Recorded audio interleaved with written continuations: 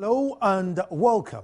Now, 10 years ago, a coalition of women's groups and individuals decided enough is enough and it's time for action. These women from different social standings met and brainstormed on issues.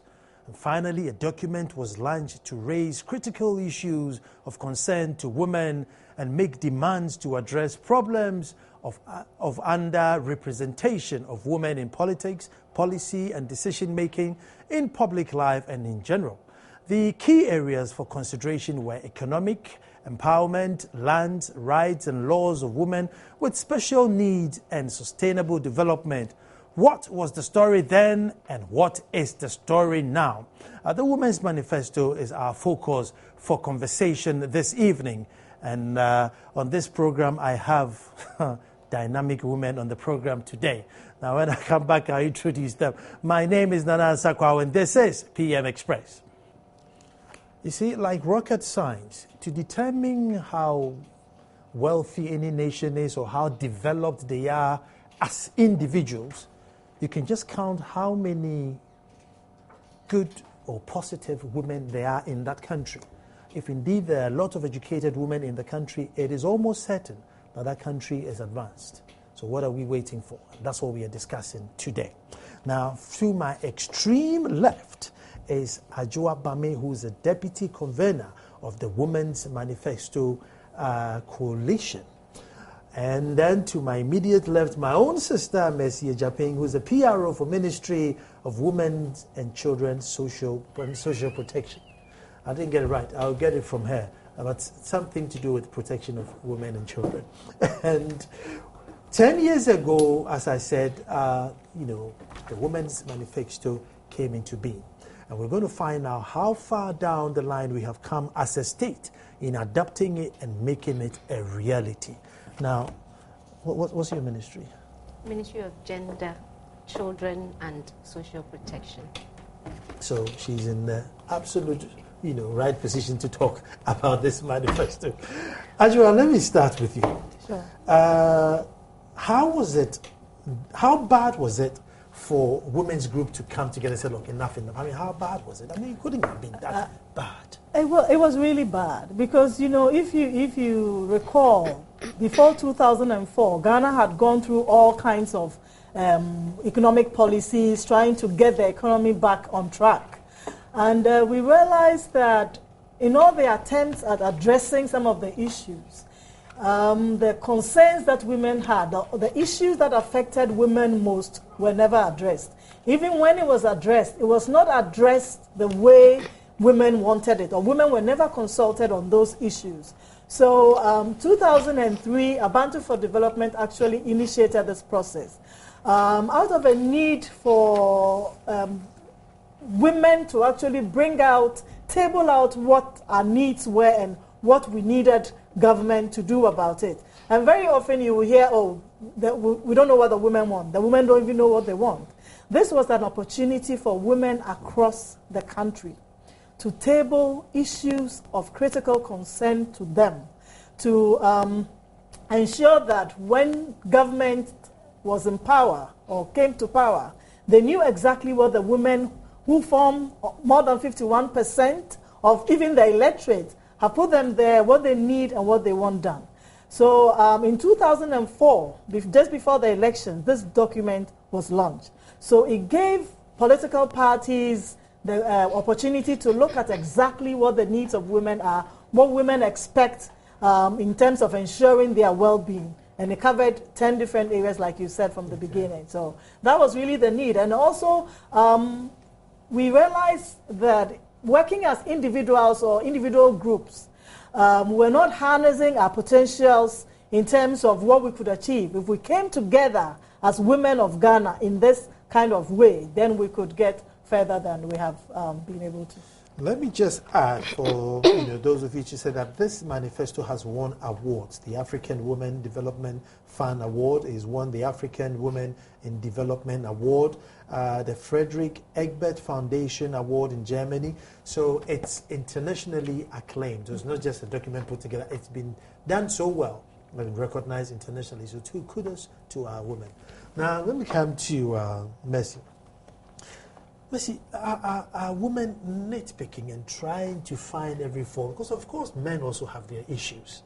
I mean, are you fine picking faults and saying, oh no, ours has to be 100%, or you think there's a genuine case? Oh, we definitely have a genuine case because the statistics show, just like Ajwa said, we are the majority. But we always say that we are the minority in the majority because our issues and our concerns are usually not brought to the fore. And we are the ones who can best tell our stories. And again, if we look at the many things that preceded this, the de facto discrimination and so many things, it was actually to the disadvantage of women. And if indeed we had a constitution that looks at equality and equity and opportunities being available for everybody, then there was a point and there was really a case to make sure that, listen, this is what we need. This is how we want it done. Because the other argument was that we were always put in a homogeneous group. They had forgotten that, yes, we are women, but we are different groups of women with different needs. And so there was the need to make that case. And so we definitely have a legitimate case. Okay, now we're going to go through some of the key points in there. I'm deliberately going to take this one out because they're going to attack me. And this is women and land. Now, Ajwa, if a woman wants to own land, she owns land. It's 1 acre, 2 acre, or however much that this woman wants to own land. I mean, should there be any special preference in woman owning land, or what more land do you want? I'm glad that you said we're going to take you on because, and you were right. I don't know in your custom and in your culture if women are allowed to own land and how. I mean, if, for example, you had a piece of land you wanted to will to your children and your daughter was the firstborn, for example, will she have as much right to that piece of land like your son, who is probably the lastborn or the secondborn? Will your custom allow you to do that? That's the kind of thing we're talking about. We are not saying that no woman owns land, but we are saying that women's access to and control over land is limited. And we need to do something about that. And that's because, apart from the cost of it sometimes, also because the custom, because most land is inherited, right? So when we go according to our inheritance laws or whatever systems that we have, then that kind of limits the number of women who can actually own land. So yes, we're taking you on, and it's been a long time, but what we are saying is we need to put an effort into ensuring that those things that prevented women from owning land and controlling land. I mean, it's not just give a woman a piece of land to farm, no. This is my piece of land. I'm a woman. Whatever happens, it's not by virtue of the fact that I'm married to Mr. B. Even if I'm divorced from Mr. B, this is my piece of land. It's mine. I can do whatever I want with it. Just like the men. That's the kind of issue we are talking about. So yes, it's an issue. It might not be an issue with every culture, every custom, but it is an issue for most customs and cultures. Messi, could it be the fact that, I give my daughter the land, he goes to get married to Kofi, and then obviously Kofi takes over the land.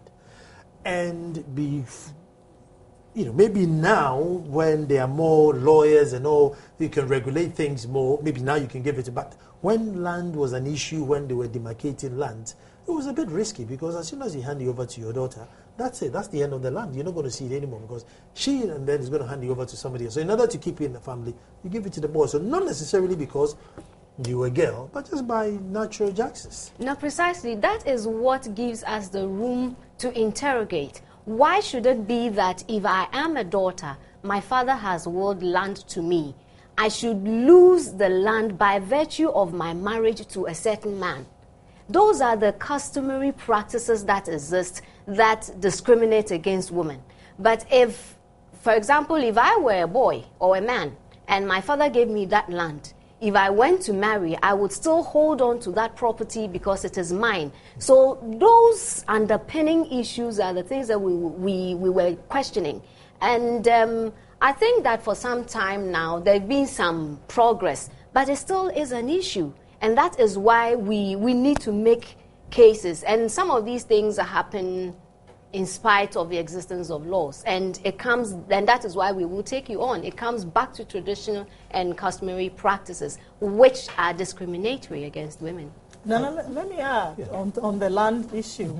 At the time that we made this demand, there was a project that was called the Land Administration Project, which was aimed at reforming land tenure systems and stuff like that. And at the time, the demand was to make sure that this forms an integral part. It's not just looking at land reforms, but looking at women's access to and control over land as an integral part of that project. That was the demand at the time.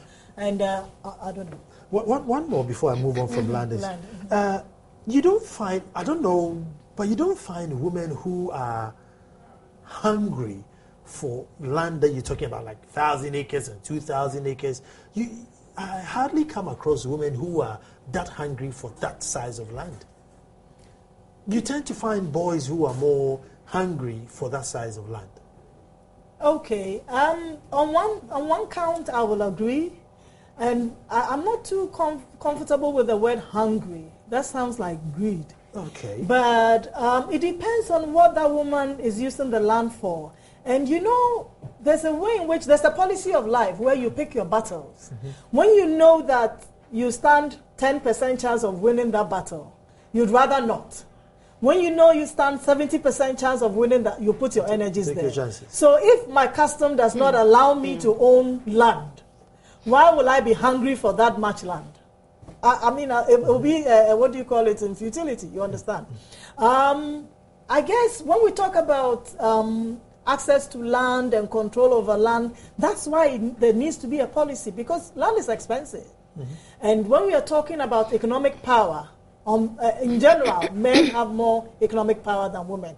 That's why we need to look at all these things as a whole, not in isolation, but it's a process. That, once the policies are in place, when the woman has the economic power to be able to purchase the hundreds of acres, then, not necessarily because they are hungry for it, then there are no limitations in her way in terms of accessing those pieces of land. Another point here, another key pointer is women, social policy and development. There's no issue. Why not? Well, what more do you want? What do we have? That was quite synchronized. That was quite synchronized. Social policies and developments, I think, it's an equal, it's an even field. It is not. Nana, let's face it. For example, if we want to take, let's take education, for example. We all know that in the past, families would invest in the education of a male child because the girl child would end up in the kitchen anyway, or she would be married off. That is how it was described. And so, as far as education was concerned, the disparities were wide. And then when you come to opportunities, having access to some of these opportunities and even facilities that are available, we all know that there are some institutions that never had washrooms for females because they never anticipated that females would ever get there or rise to that level. And so it has never been even. But I think because of the manifesto, a lot of advocacy that has gone on, things have changed and are changing. And so it hasn't been equal, or there hasn't been equity. I agree, and I'm coming to you. I agree with the education bit. But you see, when the missionaries brought education, our forefathers who originally adopted it didn't get the concept that, let me educate my daughter because once she's educated, I'm sorted for life. Everybody else is going to be educated. To them, it was a man who's going to get educated, go and sit in an office, and then feed the family. Because if you go back, it's the same man that goes to the farm and, sort of takes care of the family and all that stuff. So it would have been a misunderstanding rather than a deliberate ploy that, no, it's a good thing and keep them out of it. No, but that was because, again, we are talking about the stereotypes. The female or the woman was not expected to rise up to a certain level. She was supposed to be confined to the kitchen.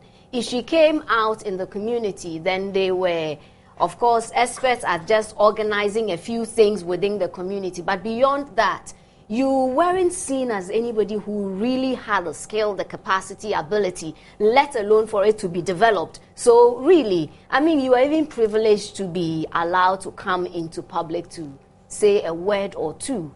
That was the stereotype. But then that is not the truth. And so that inequality that had existed needed to be corrected.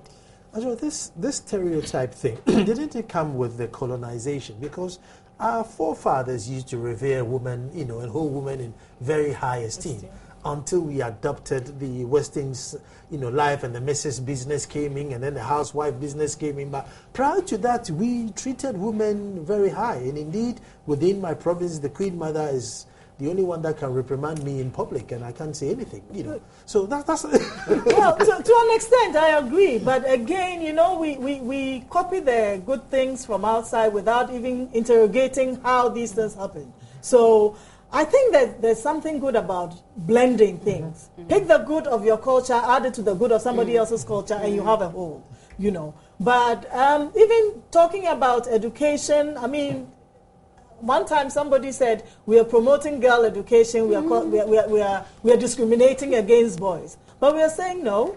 Girls have been so far left behind. When they get to a certain point, there won't be any need to promote girl child education. It's important. But if she doesn't have the education, how do you expect her to get into that public decision-making position when she gets there? Because, again, let's face it, Ghana is an Anglophone country. So when we come to those decision-making spaces, having that power of the command over the English language is important. There are certain places that you can get to with an education that you cannot get to. But even on the social policy, let me add, that is not only about education, but it's also about policies that address the issue of old women, for example. Look at the way old women are treated sometimes in our society. Once you become an old woman, you can't remember things, you're a witch. That's very sad. And you see, people get away with it because there's no policy or law that says that don't do this. And even when there are policies and laws, nobody is held accountable for that action. So people get away with it, and they think, oh, after all, it's a woman. You see, but this point that you just raised, then it goes to address both men and women. Because you still find women who say, oh, I'm not going to take my kid to the village because, my auntie there is a witch. And it's not necessarily the men proclaiming the woman to be, but you get also women who say, oh, no, I'm not going to go to the village. Because this is socialization. This is the way we've been brought up. This is the way we've been brought up. You see, when we are talking about women's issues, we are not saying that women are angels, but we are saying that this problem has existed for so long. We need to make concerted efforts to address the issues. Exactly. And these are the ways that the issues present. I mean, even when we're talking about aged women, and aged women are more vulnerable than aged men.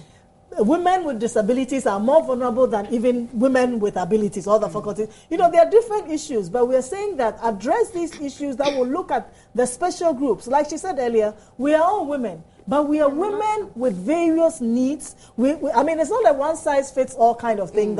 So when you're looking at it, look at the various issues that affect women and how you can address them. I'm going to take a quick break. When I come back, I'm going to look at women in politics and decision-making. If I put a woman up for president, would you vote? If you're watching me and you're a woman, stay tuned.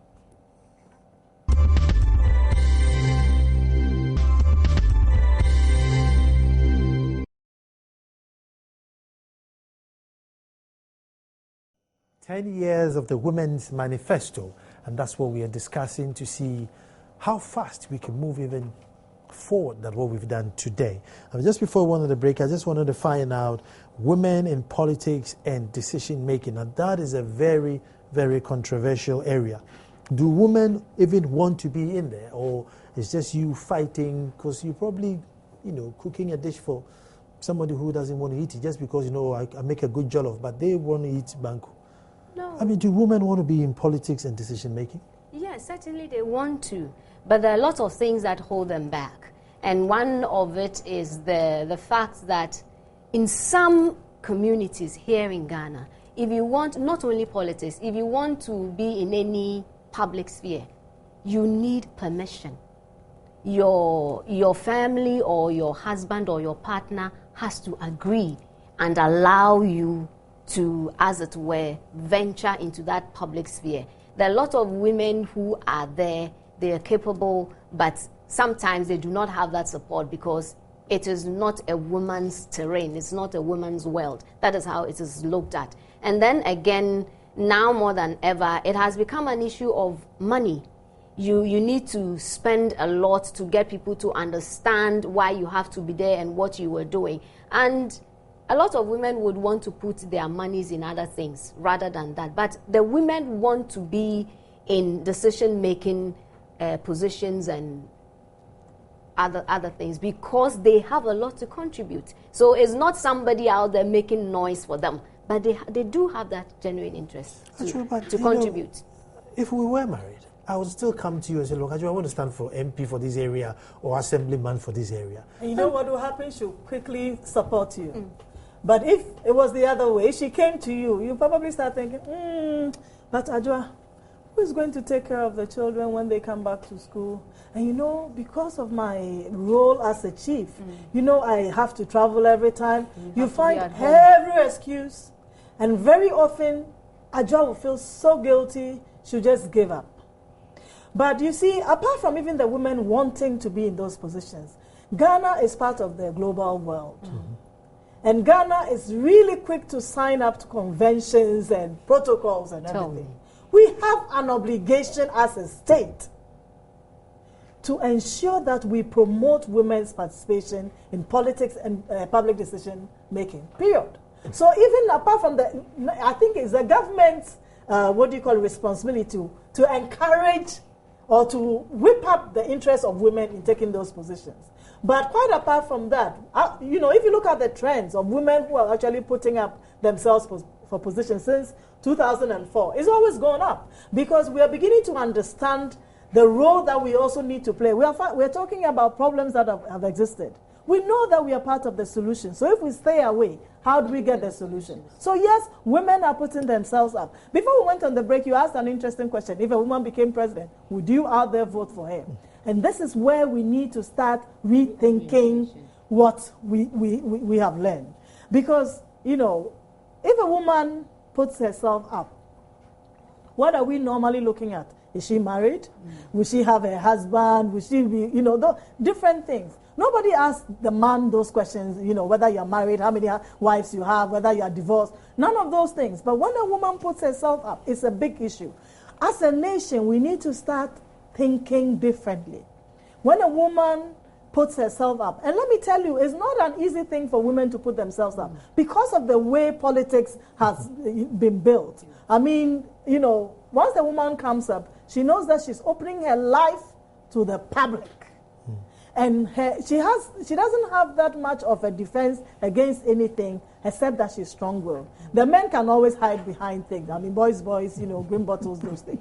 But when a woman comes up, let's look at who she is, what she's made of, what she wants to be, and whether she can contribute to that position.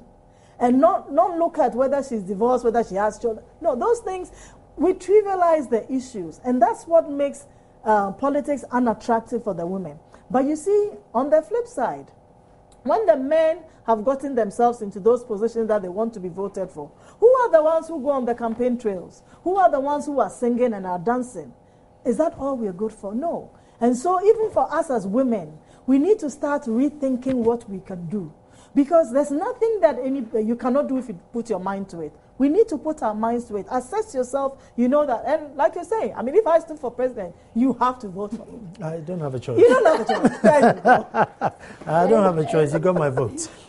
Even though as a chief, I can't declare my vote. I'm declaring this one. And that comes back to the socialization that we have. Just like she was saying, we usually don't look at a woman as a matured female adult who has potential capabilities and has anything to contribute. You are seeing, once you put yourself out there as a woman, You are not seen through the lens of your abilities, what you can contribute, whether you've been to school or not. All those things are there. But they are not the most important thing. The first thing they ever want to find out is she married? Because if she's not married, she's not responsible. Who says so? And that is a kind of socialization that we have been through. And so it doesn't matter what anybody has attained.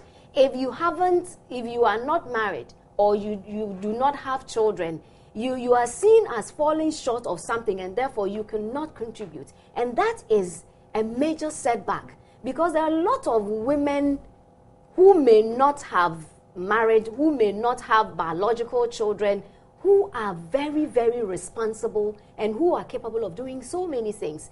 And it is this reorientation that needs to be done. And I think that we have gotten somewhere. At least now, women can be out there, stand for a position or vie for any position, and your competencies can be looked at. But there's still a long way to go. There is still a long way to go. And you see, we're looking at the development of a society where both sexes, and in fact, any other person is contributing. Now, look at the disparity in education. Let's look at issues now. If it is only one person who is the man who has to take care of everything and support everything, you will die early. And that is why it's important that the women, apart from the women being allowed, we must also come out of our shelves. Because if you do not consciously break that cycle, that empowerment from within, nobody is going to be breaking it for you. We're not saying that, but we're talking about the level of competencies, abilities. I mean, if at the local levels and the communities, we are the best there, we are the best organizers, and we are the best managers in the homes and other things, what stops us from coming into public lives and public spheres? It's all the social system that is really... Another issue with women in politics and public decision-making positions is not going to happen by itself. Countries that have done it have put systems in place. Fortunately, I mean, as part of the whole process and one of the successes of the advocacy that we have been doing, there's a draft affirmative action bill. And we are praying that it sees the light of day before even the 2014 District Assembly elections. We don't know. We are hoping that it happens, because then that places an obligation on the parties to actually make those positions available. If we don't do that, we're not going to get there. If we want to leave it to the free forces to find their levels, it's not going to happen. We need to make a conscious effort. And when we get to that point where there is parity, we will, I mean, it won't be needed. We won't even have this program where we are talking about demands, because it will be an automatic thing. The women are protected. The well-being of everybody is guaranteed. So I think it's extremely important that we look at the efforts that we are putting into ensuring that women get, and it starts with us as individual citizens of the nation. Because if a woman, even for primaries of the various parties, and she's so ridiculed, and then the men, get the upper hand, a woman is not going to be able to stand for that position in the national elections. So we need to start from somewhere. And the good news is that the affirmative action bill has received cabinet approval. Oh, it has? Yes, it's gone through, and so the necessary steps have to be put in place, and then lay it in Parliament. So we need to do a lot of advocacy there, because just like she said, I mean, if you look at the Scandinavian countries and Rwanda, all of them, wherever they've got into, we need, and people see it differently, but we need some form of a policy, to bridge the gap. And that is why we are really pushing for this affirmative action law, because once it is in place, then legally, there are legal requirements that must be satisfied as far as appointments and other things are concerned. And so that is what is being pushed for. One more and then I move on. I mean, are we going to get to a stage where, well, she's a woman, so we don't have a choice, let's put her there, or it has to be, look, she's strong, she's competent, and she has something to provide? The latter. The latter. You see, because if we are not careful, we're going to say, well, since there's nobody and the law says we have to find a woman, There she goes. Let's fill the position. You see, that has always been the challenge. That where are the women? There are no women. But I think that Wildap did an exercise. Just Wildap is part of the coalition. Did an exercise where there was a directory of women, and there are other documents where during the the last district assembly election, it was known that, okay, if we are saying that women should be appointed, and then they ask us, where are the women? And so there was a full directory of women who were capable. And as a result of that, some of the women were appointed. Now, that is what we also need to do, reviewing our strategies, such that, just as I just said, it starts from us. So if we, the women, are getting ready, putting ourselves in readiness to take positions that come to us, and let's face it, there are a lot of women in Ghana who are capable, who are competent. But the way sometimes public positions are handled, a lot of them are not interested. A lot of them are not interested. And so we need that reorientation. The fact that I'm a woman out there, I'm just contributing my quota. I am serving in a certain capacity because I have that. It doesn't make me queer. It doesn't make me odd. But you are seen as being wrongly socialized if you dare want to be in the forefront. But I mean, Ya Santua was. She led us. We praise her. And there are so many Ya Santuas in our system now. So just need to find them, yeah? Let me go to another area where I put myself on the cross again. And this is discriminatory cultural practices. Haven't we tagged them with a bad name and looking down on it? You know, instead of saying female circumcision, you know, they say genital mutilation. It is genital mutilation. However, if a man goes through it, oh, that's circumcision. Why could you say men genital mutilation? Now, when you go through the circumcision as a male, what is the end result? And when you go through the female genital mutilation, no circumcision. What is not circumcision is genital mutilation. Have you seen it before? Have you first of all, have you seen it? You can't see it. Why not? Because what is the result? It has no scary. medical benefits. Research has shown it has no medical benefits. But it's the same, women. It is not, because you see, women that go through the system, the external features of the reproductive organ of the vagina is practically removed. And so they are denied a lot of, the sexual rights, the ability to really go through their sexual life and enjoy it. They are denied it, not to talk about the complications that they experience at birth. Some of them bleed to death. Why should we put anybody through that because we want to ensure that the person will not be promiscuous? Is there no other way? So that is what makes it a cultural practice which is very, very harmful. It's very, very harmful because if we compare, what are the benefits? You see, the reason why I'm saying this is sometimes you pick a culture and something they do there. And because you don't do it, you really want to impose what you do on them. No, that's not true. It's not an imposition. When we are talking about these cultural practices, we're talking about the harmful ones. Like I said, they are good parts of our culture. Let's hold on to those ones. But the ones that have not benefited us, especially women, why are we holding on to them? Let me give you an example where your husband dies, the body is washed, and to prove that you don't have a hand in your husband's death, you're supposed to drink that water. Medically, does that even make sense? What are we talking about? And yet, when the wife dies, the husband doesn't have to go through that.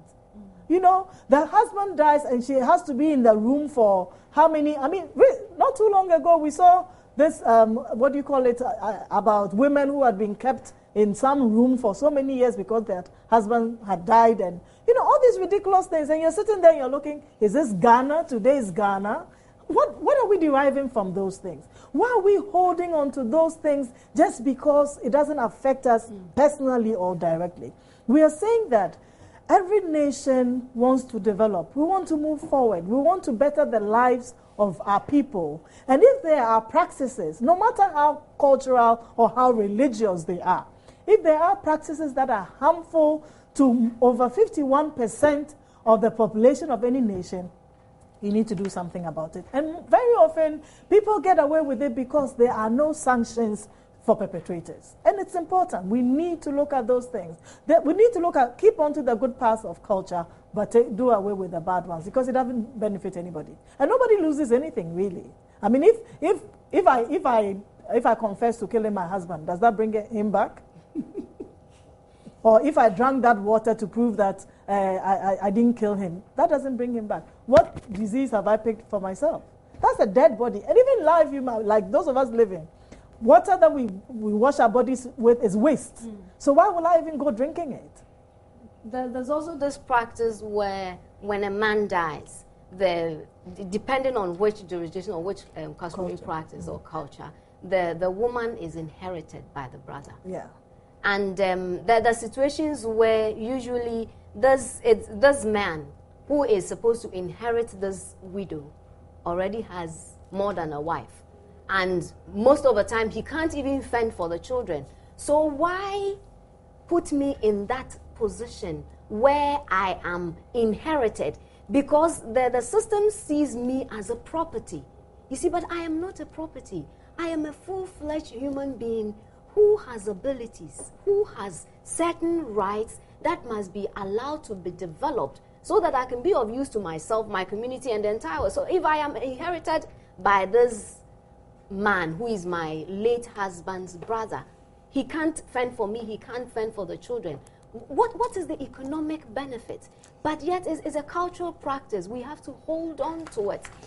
Let me take a break here. As you can see, I didn't say much. I didn't have much to stand on. But when I come back, I'm looking at women in media, and I think it's a fair representation. What do you think? When I'm coming back, we're looking at women in media.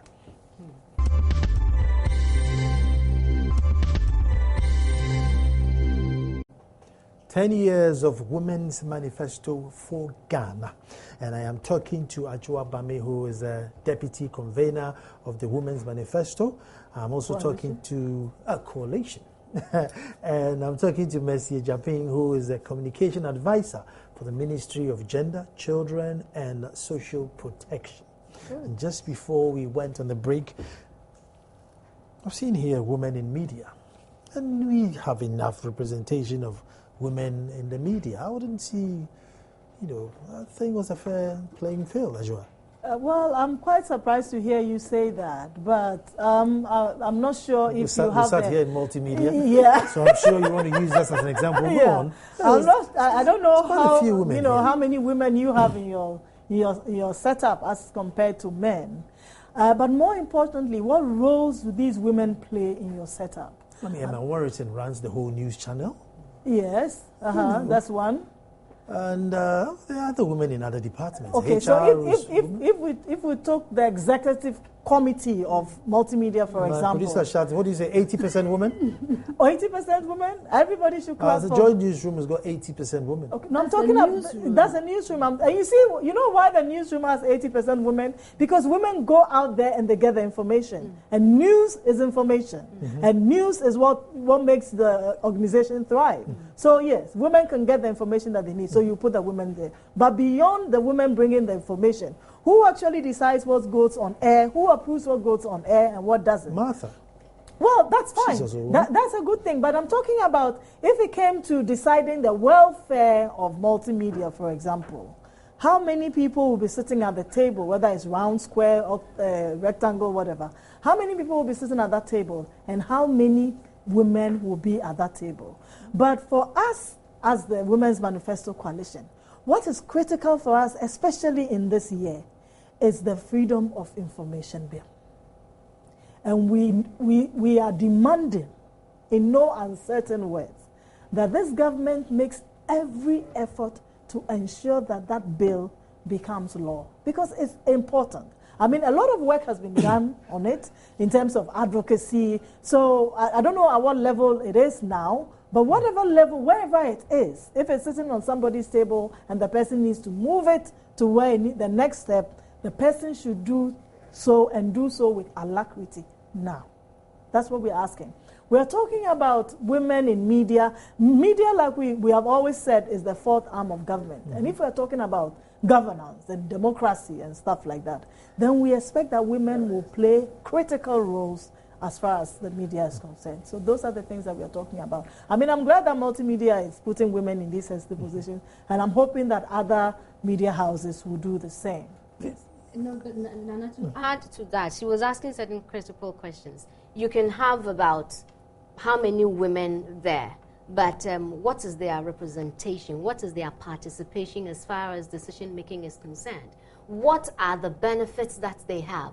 For example, if a woman is in media, and let's just use media as an example, but we know of other institutions where there are strict regulations as far as you exercising your reproductive rights. You cannot get pregnant within a certain period. You cannot have children within a certain period. Even if you, by reason of you exercising your reproductive right, you have children, well, this is it. This is who we are. This is how we go about it. So we don't really care whether you have children or you don't if have. men got pregnant and I came to your workplace, you tell me, look, Nana, don't go get yourself pregnant because at least I need a year out of you. No, but what I'm saying is, if it doesn't matter the number of women anywhere, what is their representation as far as decision making is concerned?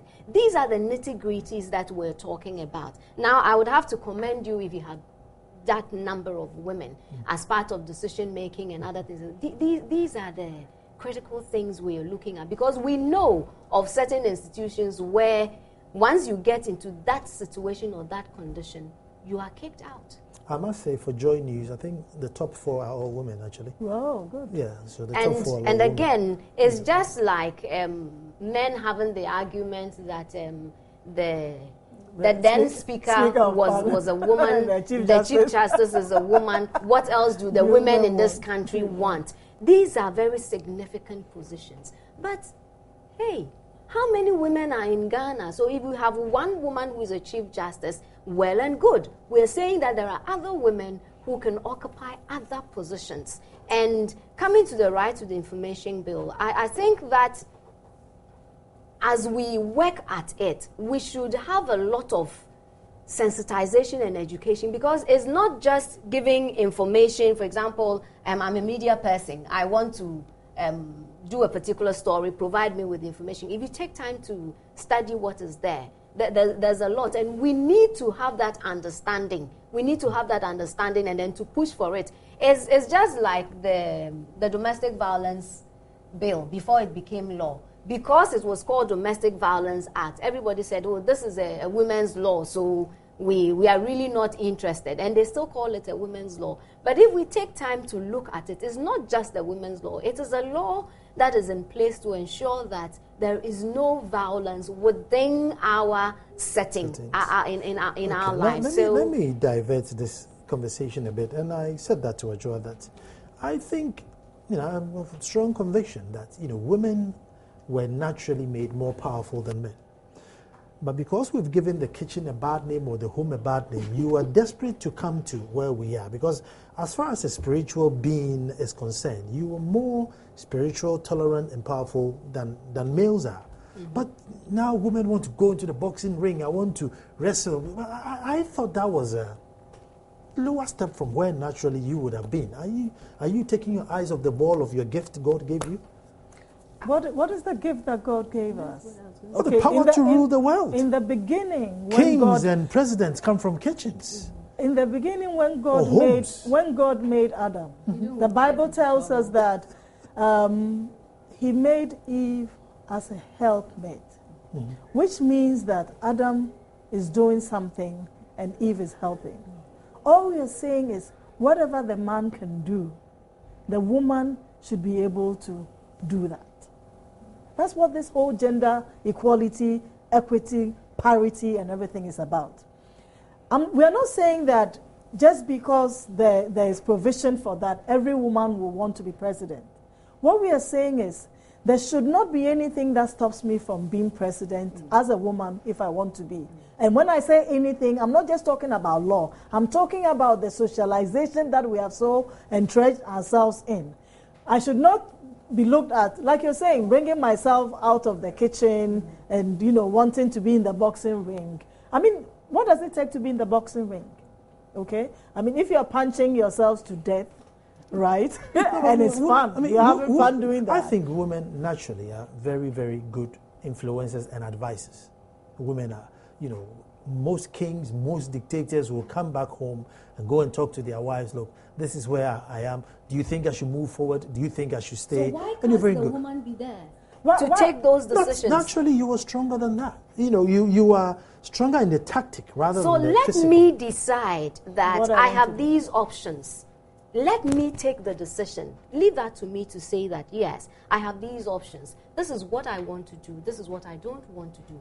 But do not impose it on me and say that because you were a woman, you were forbidden. Not because you're a woman, because you're a good advisor. But you see, the bottom line is, if I'm good at something, give me the credit for it. That's it. Now, quickly, 1 minute, how do we re-socialize? I'll give you that.